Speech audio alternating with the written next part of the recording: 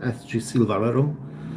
My name is Szymon Godowicz. I'm trying to represent some very interesting subjects related to the history, especially the history of the 20th century, a history of the ideologies that come true and seized power in such countries as Russia, Germany, Italy. The ideologies were going with all measurement and all bad consequences to the people, right?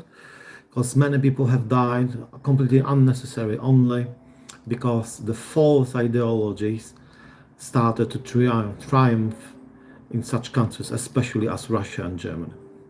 So my channel is mostly made in Polish language, so I decided to make as much as possible, as many as possible, to speak in English maybe. So more people interested in the subject will have more occasion and just understand what exactly is going on my channel and what kind of subjects and things are discussed.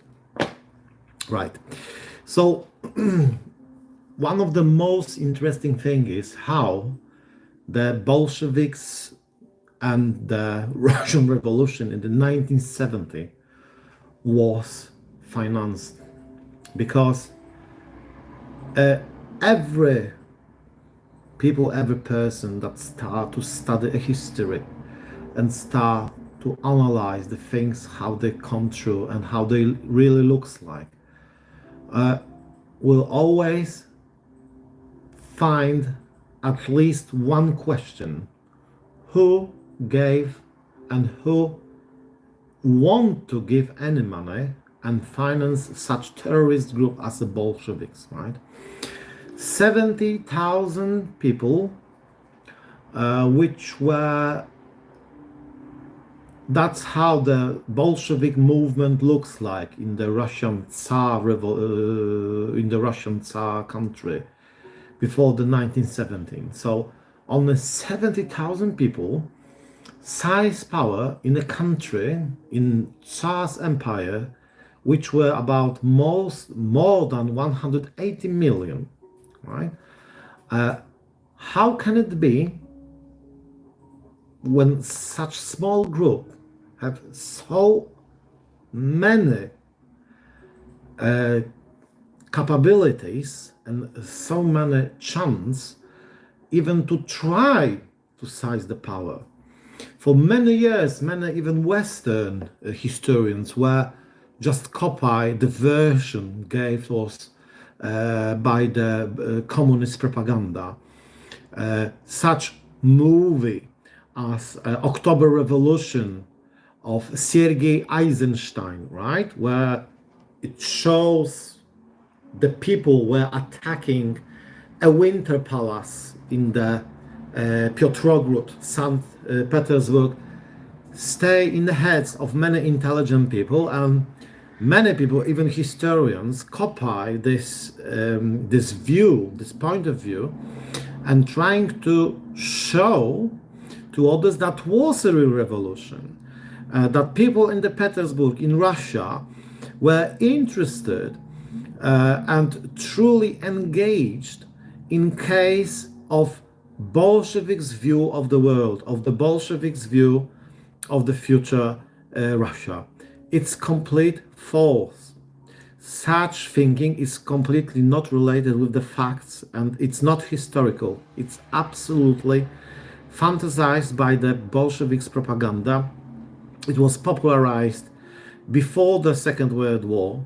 It was popularized after the war.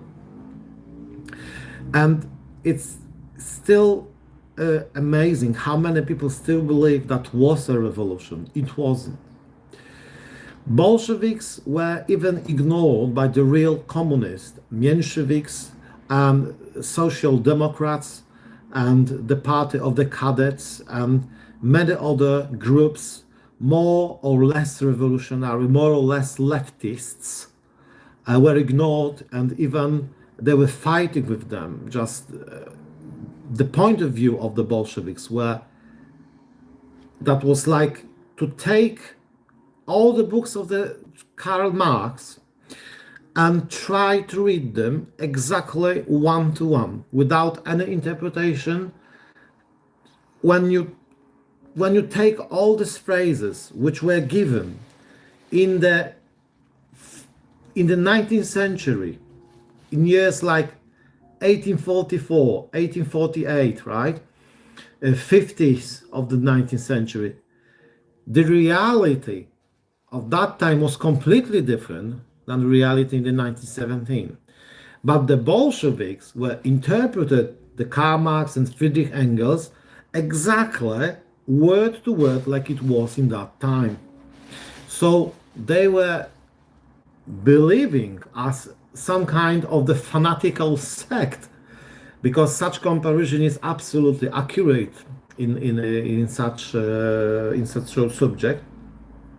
They were really believing that the real revolution must be taken absolutely by the warfare, by the terror, by killing millions of the people, and must be all the reforms, social reforms, collectivical ideas must be get through only after the mass murdering action and all bloody, really bloody war with the people, just the people that have money, right? So the middle class, the high class people, all kind of the businessmen, everybody who don't want to be equal, everybody that actually working hard for the career and for the businesses. So such point of view was even ignored by the communists, for example, in the Switzerland, where Włodzimierz Ilyich Lenin was actually spending his life. He was just drinking beer and reading the Swiss magazines in the restaurants and cafe, and he didn't do anything that it can be really related to any kind of social work or revolutionary work. This guy in the 1970s wasn't related actually with any political action that can be really recognized as valuable for any kind of changes or any kind of reforms in Russia.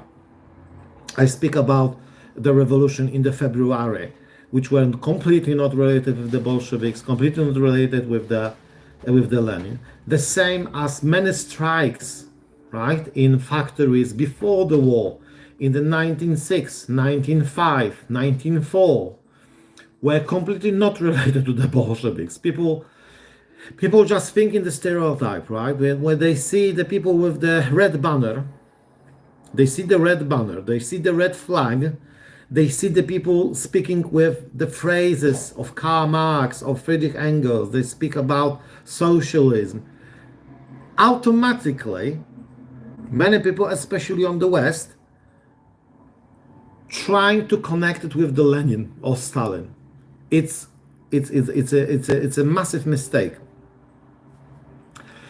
Lenin, without huge supervision and huge financing from the people, which I will tell you at the moment where they were and what kind of the people was, he will be not able to do anything, even to come to Russia.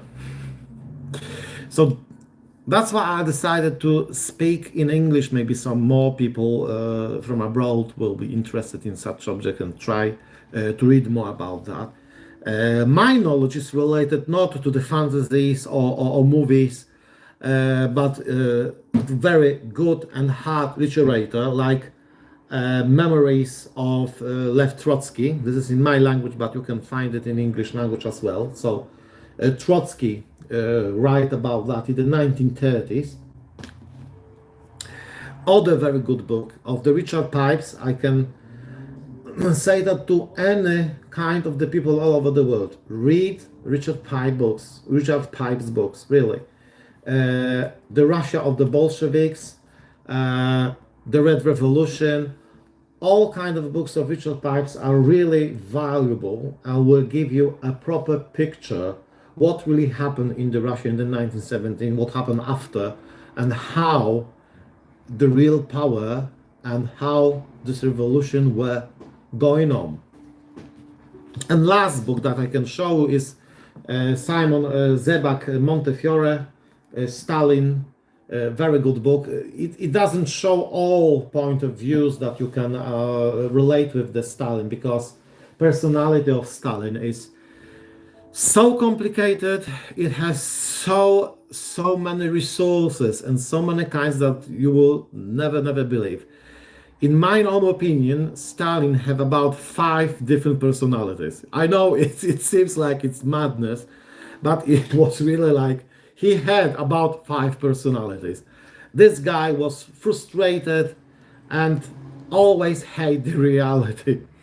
The guy who was growing in the poor family, where his father was drinking alcohol too much, right, and treat young Stalin in very bad way. Stalin was growing up with the real love to his mother, Keke Djugashvili. Keke Djugashvili was trying to make him as a good Christian, right? She was going with him to the church all the time. So when the Stalin grew up, he was trying to learn and try to be some kind of Greek Catholic priest. But when he started the study, there were some massive coincidences that Stalin started to hate spiritual life. He even break the windows in the school when he was studying, and after that, his career and all books that he read and pamphlets about the communists make his life different, and his life started to be very complicated. He was a mixture of criminalist, a mixture of very gentle and very sensitive poet, and a mixture of really fanatical Marxist and Bolshevik. Absolutely outstanding personality. We can speak about that in the other movie if you will be interested, or you will have any question, just write to me, or just give a comment under the movie after. Right. So if you want to make any kind of revolution, or you just trying to make any kind of social movement, right, you need to have a financial background. You need to have a people that will give you money, that will help you to finance all the movement, because it takes lots of money, it takes lots of investments. And just imagine a situation where the Bolsheviks haven't got any relation to the February Revolution, which was started in the 1917, and just push back the Tsar from the power. That was a situation where many real revolutionary movements, much more, how to say, not bloody like Bolsheviks, were trying to seize some power in the Russia, were trying to destroy the absolutism in Russia, where the Tsar Nikolai II was absolute ruler of the Russia, right? So all the politics say we have enough of such kind of power. We have enough of such kind of government where the Tsar have the last word in every kind of case in our empire. So that was the first success, where the Tsar was taken back, and some of the groups start to take as much power as possible. There was some kind of government which were a temporary government and was trying to take control under all kind of administration in Russia, especially the war was continuing with the Germans on the east, and actually the Russians were start to losing the war. A temporary government was trying to control all the situation, and then in October, but in our calendar actually it was November, because calendar of the Russians and calendar on the West is different, right? So that was first days of November, 6th, 7th, so 6th or 7th of November, when the revolution started. How this revolution looks like? This revolution looks like that organized and very professional terrorists seized a winter palace, which were not defended. There were only about 20 very young cadets, the elefs, right? The very young, we can say, pupils, students of the military school, and they don't know what was going on actually. So this seizing of the most important place in Russia was very easy for the Bolsheviks, which were concentrated and organized in the Petersburg. There is an opinion of the professional analysts that only one proper regiment of the Russian army or one German division can absolutely stop all this revolution in the Petersburg. Yes, it is. Because there were no masses on the streets. There were nobody engaged any spontaneous people to the revolution. There were no any kind of attack on the gates of the Winter Palace, like the Sergei Eisenstein trying to show and popularize all over the world. There was nothing like that. That was real, a terrorist attack on the government of the Russia. And now what's happening before? Suddenly, couple of months before, actually weeks before, in Petersburg was flooded by the tens of the pamphlets, magazines, gazettes of the Bolsheviks. Not socialists, not communists, not Mensheviks, not social democrats, but the Bolsheviks. And now that was a very strange situation, how they find money and financial support to make so many kind of papers. So if you will read carefully the books I show you, and you will maybe be more interested to dig in, you will find a person that will never popularized even on universities. This guy was called Isaac Lazarevich Helfand, also known as Alexander Parvus, right? And Isaac Lazarevich Helfand was declared as a communist, but actually he was a guy linked with the American and British millionaires, right? That they were supporting the Bolsheviks. This is one of the person that really helped Lev Trotsky, Bakunin, Kalinin, Włodzimierz Ilyich Lenin to support with the money. Many bank accounts open in the Norwegian, Swedish, Danish, and German banks and Finnish banks were given to such people, especially Leo Trotsky. Leo Trotsky was even making some very strange, we can say, adventures and surveys to Canada, right? What was he doing in Canada? He was speaking and just debating about supporting the Bolsheviks to receive from the Western millionaires money to make a revolution. And now this is completely insane, right? Because if you will think stereotypically, how can it be that Americans supports Bolsheviks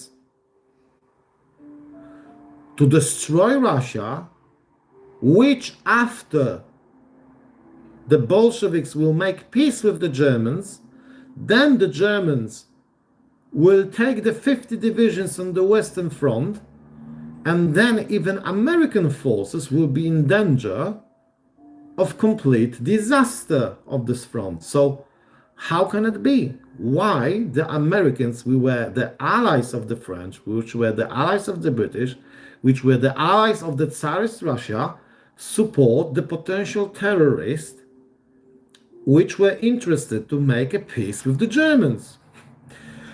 And now other thing is, how can it be that at the same time the German government invests lots of Reichsmark in gold in the Bolsheviks movement, take the Lenin from the Swiss, put him in the special transit train, and allow him to go exactly straight to the point of the Petersburg.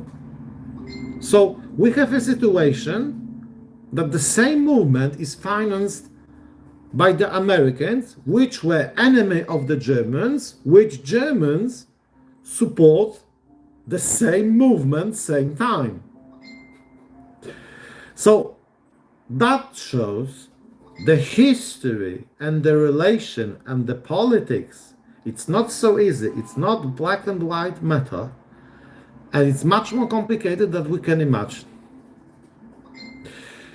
Russia traditionally was an enemy, especially for the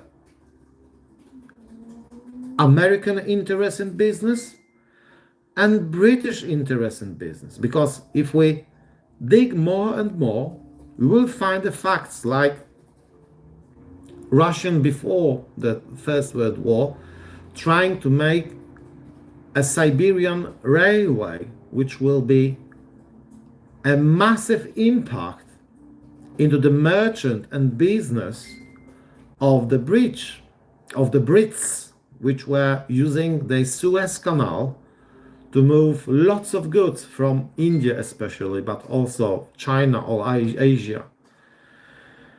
And if not the First World War, the Russia will build a great opportunity and much more better way to make businesses through the Russia by the Trans-Siberian Railway than the Suez Canal, right?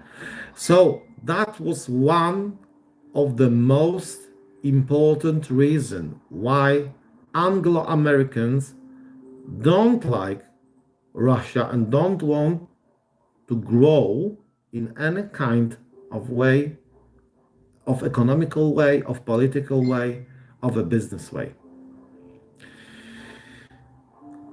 So investing in the movement, which were potentially dangerous to any kind of nation and government, was absolutely logical. That was a moment in the First World War where two enemies, English Americans from one side and Germans from the second, have the same business: to destroy Russia, right?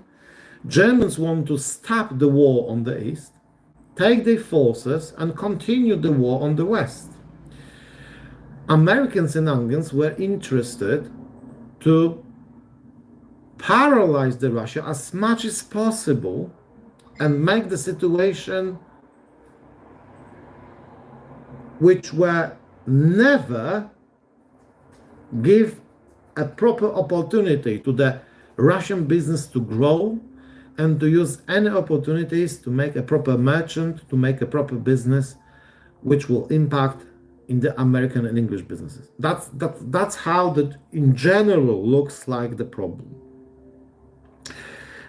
Such things where I'm trying to describe you and I'm trying to show you closer.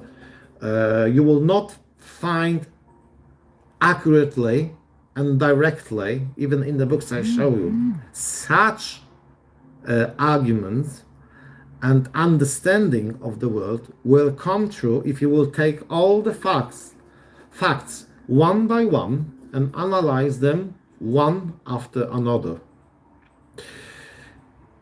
Many historians and many enthusiasts of the past, of the history, were going in completely dead-end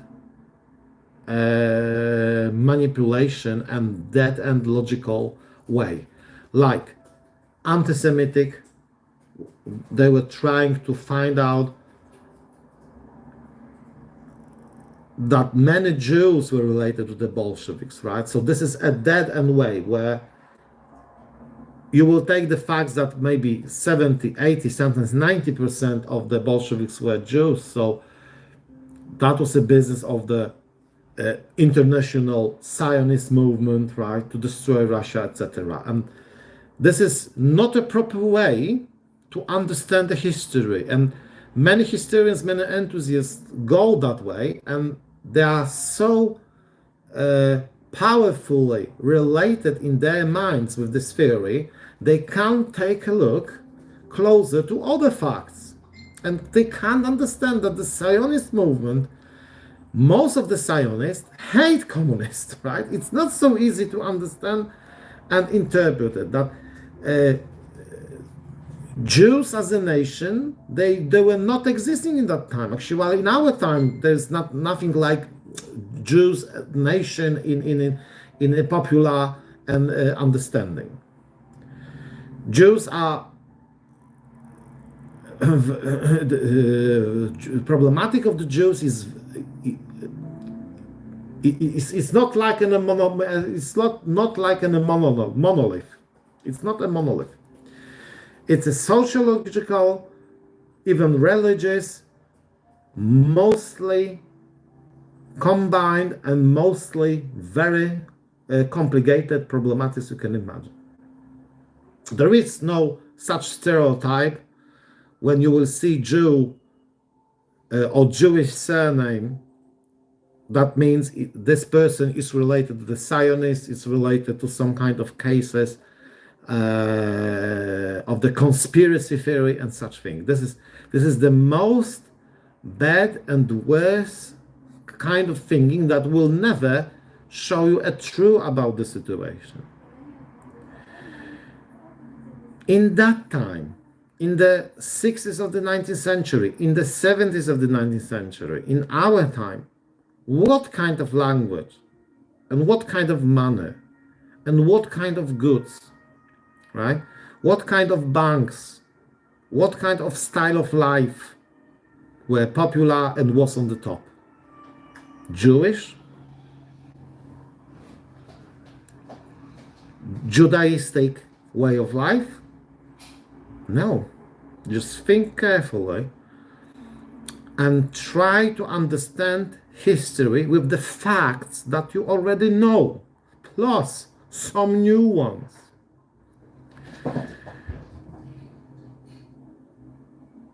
The truth, sometimes it's so obvious that people can't see it. And they say it's too simple. It's too simple. We don't want such truth. We want it much more complicated. We want to believe in our conspiracy theory about Zionist movement and Jewish conspiracy. It's not. It's the worst way. Even the traitors and agents of other intelligences that they were trying to sell information about their army, about their economy, their government. What kind of money they want for such informations? Jewish money? Shekel, right? After when the Israel was was established in the 40s, in the second half of the 40s of the 20th century. What kind of money people want to?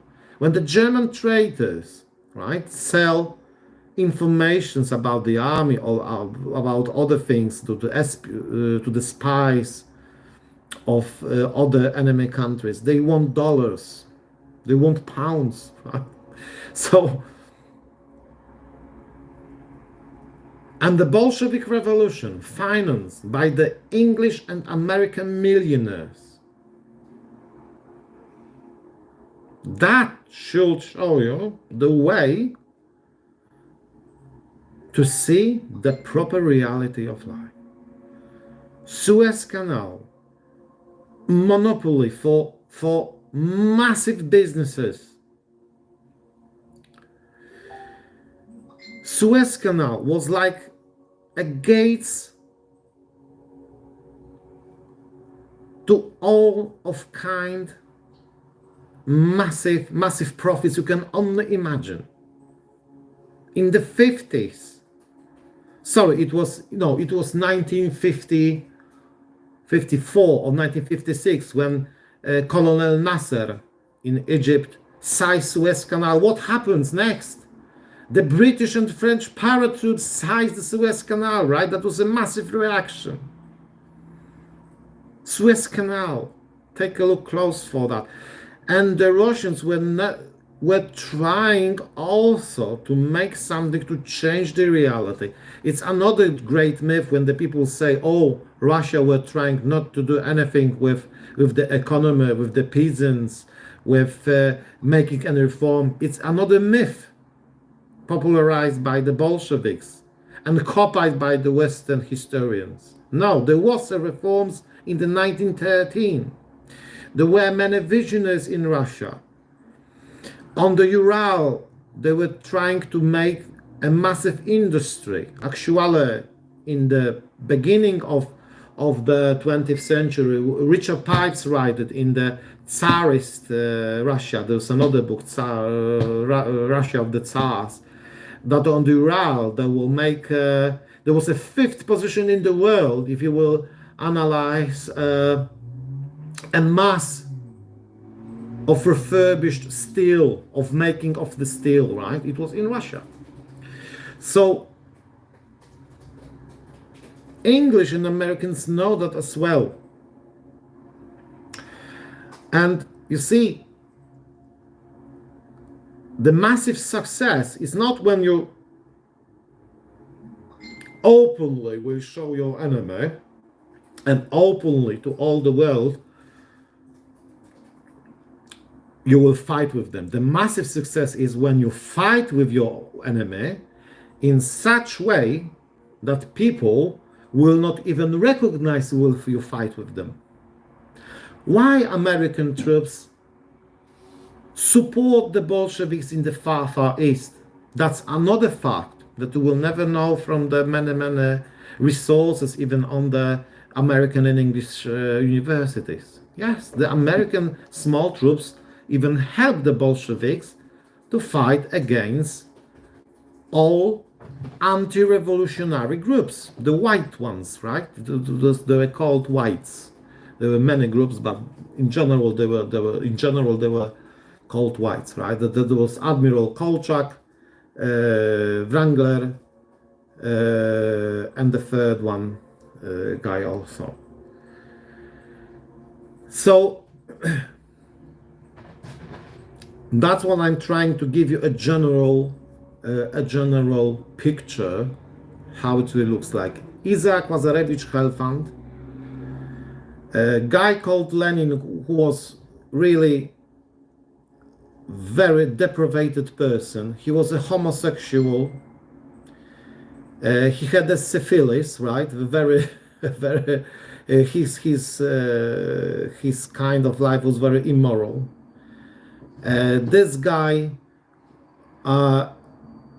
had the money from oil refinery after his aunt, right? So he never worked.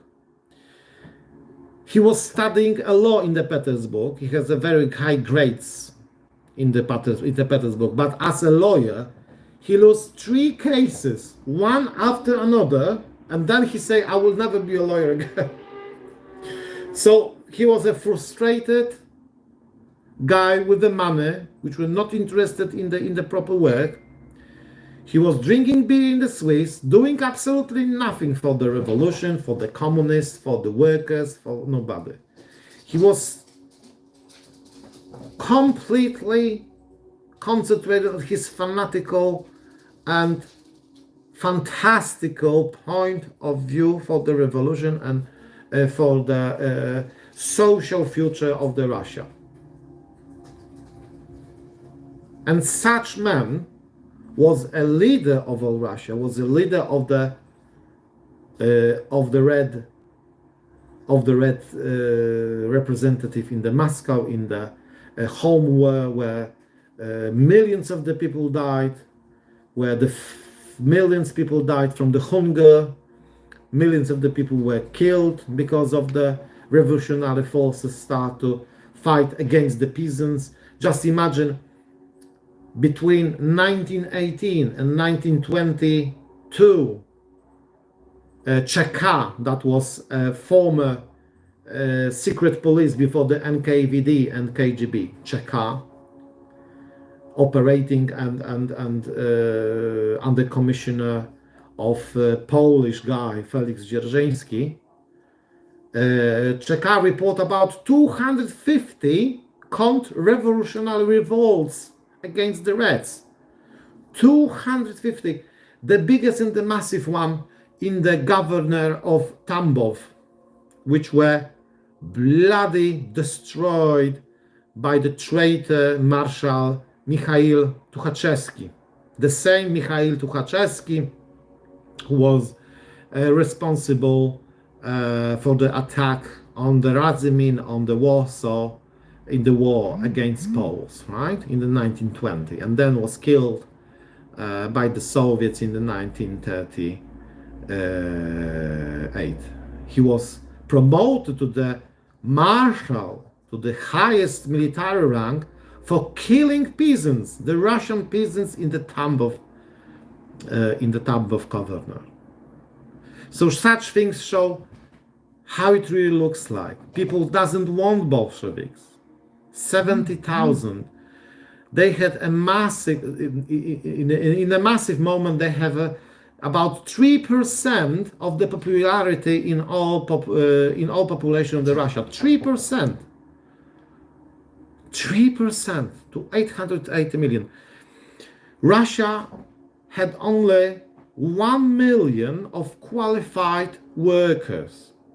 Another million were small workers, like they were never working in the factories, but were taking a small factories and small mechanical businesses, etc. So this country was actually related and was a farmland, we can say. So such country, that's how the problematic looks like. So I hope my English were recognizable to most of the people that they were watching me. I will take a look for comments. Sorry, I didn't read them at the moment. Somebody said, what do you think about shooting from Aurora? Is this important for first part of the revolution? They were shooting with blind ammunition. That was a fact.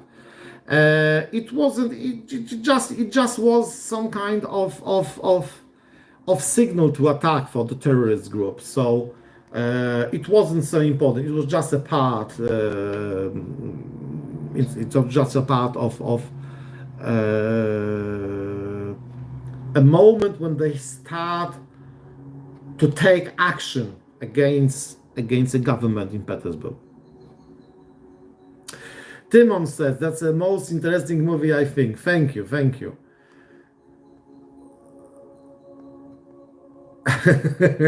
A beautiful guy. Thank you. I'm not beautiful, but thank you so much. The live is in English because I want to show the knowledge and show the silver realm to other people, not only to the Poles, right? So this live is in English. In the moment, I will do it in Polish language. So I'm happy some of the people who are watching it at the moment. In the future, some more people will take a look here and they will watch the movie and they will be more interested in the subject of the silver realm and will be more interested in my work and my job and my passion. So thank you. You were watching me. That was 30 minutes in English. So if you are interested in Polish, it will be a special section, a special live in Polish language in traditional way, like the most of my viewers like to watch. So you are invited. Just wait, and I think there will be some nice moments to speak about and discuss about the same thing as I told you in that last 40 minutes. Thank you so much, and you were watching Szymon Gornowicz, Silva Rerum. It was nice to speak to you.